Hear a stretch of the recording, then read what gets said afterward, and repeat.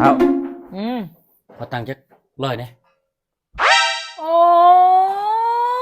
ยกูมาเงินหลายแถวเนาะเกิดเป็นมือเป็นเว้นมาละแม่นขอตังค์โลดบ่มีดอกอย่ามาหาขอจักร้อยจักหยังก็บ่มีบ่มีจังได๋บ่วันข่อยให้เจ้า1,000อยู่บอกว่าบ่มีก็คือบ่มีอย่ามาหาขอแพงไว้ให้ลูกให้เต้าไปโรงเรียน50 บาทก็ได้เท่า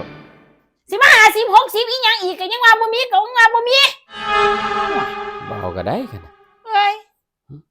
เอ้าเท่าเอ้าหน้าเจ้าคือใสขึ้นเท่าขนาดเจ้าเป็นตุ่มนี่นี่หน้าเริ่มใสขึ้นแล้วเริ่มสิกลับมางามแล้วเท่าข่อยว่ามันน่าสิงามกว่าเก่าอยู่เด้เท่าเนี่ยๆเบิ่งดิโอ้สว่างเจ้าใส่ครีมอีหยังเอ้ากินโตก็เป็นหอมๆเจ้าแปลกดินี่เจ้าเป็นแปลกๆเท่าหอมกินโตก็หอมหน้าแม่มันก็ใสขึ้นแท้เอาเอา 哎呦我的妈！ค่อยๆติเอาคือดีแท้เป็นอะไรได้อเท่าเด้อเอาตาไหมคือเป็นประกายแวววาวจังซั่นเนาะขอบใจหลายเด้อคั่นน่ะบ่หวังสิก็บ่ได้สิแตก